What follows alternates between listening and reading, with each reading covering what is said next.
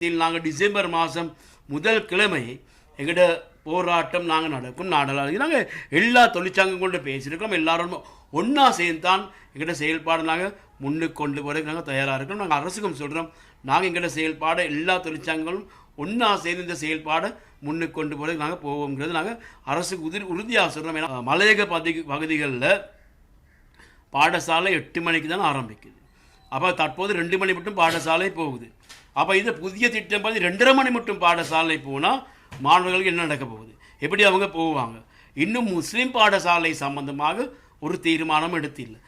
கடந்த நாள் அரசாங்கம் வெளியிட்ட இந்த அறிவுறுத்தலில் கூட முஸ்லீம் பாடசாலைகள் சம்பந்தமாக பிந்தி சொல்கிறேன்னு தான் சொல்லியிருக்கிறாங்க. இப்போ இதுலேயும் ஒரு பிரச்சனையாக இருக்குது. பாடசாலை மட்டத்தில் அதிபர் தேவையில் பல பிரச்சனைகள் இருக்குது. விசேஷமாக அதிபர்கள் எங்களுக்கு தெரியும், பதவியுயர்வு சம்பந்தமாக, அவங்களோட இடமாற்றங்கள் சம்பந்தமாக, அவங்களோட நியமனங்கள் சம்பந்தமாக பாரிய பிரச்சனை இருக்குது. இப்போ அரசாங்கம் என்ன செய்யுது, நான் பழைய மாடியூல் முறையில் மாடியூல் செய்யாதவங்க இருந்திருக்குன்னா அவங்களோட விருப்பத்தை கேட்டு திருப்பி மாடியூல் சென்டர்ஸ் மூலம் கடிதம் சேர்க்குறாங்க. இது 2 வகையான செயல்பாடு. என்னது இது தவறான செயல்பாடு. செய்ய வேண்டியது என்னது, அவங்கள மாடியூலேருந்து ரிலீஸ் பண்ணி அவங்களோட பதவியரை கொடுக்கறதுக்கான நடவடிக்கை எடுக்குது. தற்போது அரசாங்கம் பாடசாலை 2 முறை வரையும் கொண்டு போகிற சம்மந்தமாக ஒரு தீர்மானமும் மாற்று தீர்மானம் எடுத்தில்லை. நாங்கள் தற்போது கல்வி அமைச்சுக்கு அறிவிச்சிருக்கிறோம். ஆசிரியர் அதிபர் தொழிற்சங்கம் ஒன்றியம்ங்கிற வகையில் 2 மணி மட்டும் பாடசாலை கொண்டு போகிறது நாங்கள் ஏற்றுக்கொள்ள இல்லைங்கிறது. விசேஷமாக 7லேருந்து 1:30 மணி மட்டும் பாடசாலை நடக்கக்குள்ள அதில் நாங்கள் காண்றோம், அது ஒரு எல்லா பக்கத்தாலையும் பார்த்து ஒரு தீர்மானம் செஞ்ச ஒரு செயல்பாடு. இது அப்படி இல்லாமல் தான் அரசாங்கம் 2 மணி மட்டும் வரப்போகிறாங்க. இப்போ இதில் முக்கியமாக நாங்கள் எடுத்துக்கொண்டால் மலையக பகுதிகளில் பாடசாலை 8 மணிக்கு தான் ஆரம்பிக்குது. அப்போ தற்போது 2 மணி மட்டும் பாடசாலை போகுது. அப்போ இது புதிய திட்டம் பார்த்து 2:30 மணி மட்டும் பாடசாலை போனால் மாணவர்களுக்கு என்ன நடக்க போகுது, எப்படி அவங்க போவாங்க? இன்னும் முஸ்லீம் பாடசாலை சம்பந்தமாக ஒரு தீர்மானம் எடுத்தில்லை. கடந்த நாள் அரசாங்கம் வெளியிட்ட இந்த அறிவுறுத்தலில் கூட முஸ்லீம் பாடசாலைகள் சம்பந்தமாக பிந்தி சொல்கிறேன்னு தான் சொல்லியிருக்கிறாங்க. இப்போ இதுலேயும் ஒரு பிரச்சனையாக இருக்குது. இப்போ அரசு முறையாக பிளான் பண்ணாமல் தான் இதெல்லாம் செஞ்சுருக்குது. இப்போ இதில் ஒரு பெரிய ஒரு பாதிப்பு இருக்குது கல்விக்கு. இந்த கல்விக்கு வர்ற பாதிப்பு சம்பந்தமாக தான் நாங்கள் இந்த பேசுகிறோம். இப்போ அரசு தனிச்சையாக நாங்கள் எப்படி சார் என்ன சார் செய்வோம்னு செய்கிறதா இருந்தால் அதில் ஒன்றும் நடக்க போகிறதே இல்லை.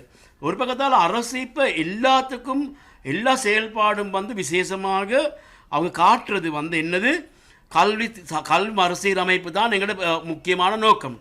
ஆனாலும் நாங்கள் காண்றோம் பாடசாலை மட்டத்தில் அதிபர் தேவையில் பல பிரச்சனைகள் இருக்குது. விசேஷமாக அதிபர்கள் எங்களுக்கு தெரியும், பதவியுயர்வு சம்பந்தமாக, அவங்களோட இடமாற்றங்கள் சம்பந்தமாக, அவங்களோட நியமனங்கள் சம்பந்தமாக பாரிய பிரச்சனை இருக்குது. இதுகளுக்கு ஒரு பதிலும் இல்லை. அதோட ஆசிரியர்கள் எடுத்துக்கொண்டால் இப்போ புதிய மொடியூல முறைமை 7ஆம் மாதம் 1ஆம் தேதியில் அறிமுகப்படுத்தினாங்க. அது சம்பந்தமாக ஒரு நடவடிக்கையும் இல்லை. இப்போ 7ஆம் மாதம் 1ஆம் தேதி அறிமுகப்படுத்தினாலும் இப்போ 10ஆம் மாதம் ஆகியிருக்குது. இன்னும் அதுக்கான முறையான செயல்பாடு இல்லை.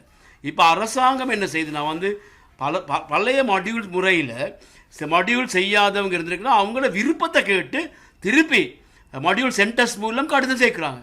இது 2 வகையான செயல்பாடு. என்னது இது தவறான செயல்பாடு. செய்ய வேண்டியது என்னது, அவங்கள மாடியூலேருந்து ரிலீஸ் பண்ணி அவங்களோட பதவியரை கொடுக்கறதுக்கான நடவடிக்கை எடுக்குது. இப்போ மாடியூல் முடியாதனால ஆசிரியர்களுக்கு பல பிரச்சனை உருவாகி இருக்குது. அவங்களோட பதவி உயர்வுகள், அவங்கள நிரந்தரமாக்குறது, இதெல்லாம் பிரச்சனையாக இருக்குது. இப்போ இந்த பிரச்சனைகளுக்கும் ஒரு தீர்வும் இல்லாமல் தான் அரசு போய்கிட்டு இருக்குது. இப்போ ஒரு பக்கத்தால் ஆசிரியர் அதிபர் துறையில் இருக்கிற பிரச்சனைகளுக்கு தீர்வும் இல்லை அரசு. மறுபக்கத்தால் நாங்கள் காண்றோம் இந்த எல்லாத்துக்கும் தீர்வு இந்த கல்வி சீர்திருத்தம் காட்டி போகிறாங்க. ஆனால் அதில் கூட இந்த பிரச்சனைகளுக்கு தீர்வு இல்லை. இதில் எல்லா பிரச்சனைக்கும் தீர்வு இல்லைங்கிறத நாங்கள் முதல்ல சொல்லியிருக்கோம். ஏன்னா இது பேசாமல் செய்கிற செயல்பாடாக தான் நாங்கள் காட்டுறோம்.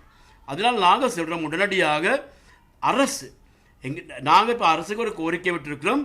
வருகிற 7ஆம் தேதிக்கு முதல் நவம்பர் மாதம் 7ஆம் தேதிக்கு முதல் நாங்கள் இப்போ தற்போது எழுப்பியிருக்கிற பிரச்சனைகளுக்கு தீர்வு வழங்க சொல்லி, ஆனால் அப்படி இல்லாத பட்சத்தில் நாங்கள் டிசம்பர் மாதம் முதல் கிழமை எங்கள்ட போராட்டம் நாங்கள் நடக்கும் நாடலாம். நாங்கள் எல்லா தொழிற்சங்கம் கொண்டு பேசியிருக்கோம். எல்லாரும் ஒன்றா சேர்ந்தான் எங்கள்ட செயல்பாடு நாங்கள் முன்னுக்கு கொண்டு போகிறதுக்கு நாங்கள் தயாராக இருக்கிறோம். நாங்கள் அரசுக்கும் சொல்கிறோம், நாங்கள் எங்களோட செயல்பாடை எல்லா தொழிற்சங்கங்களும் ஒன்றா சேர்ந்து இந்த செயல்பாடை முன்னுக்கு கொண்டு போகிறதுக்கு நாங்கள் போவோங்கிறது நாங்கள் அரசுக்கு உறுதியாக சொல்கிறோம். ஏன்னா அரசு தனிச்சையாக போகிற ஒரு பயணமாக தான் இருக்கிறது தற்போது.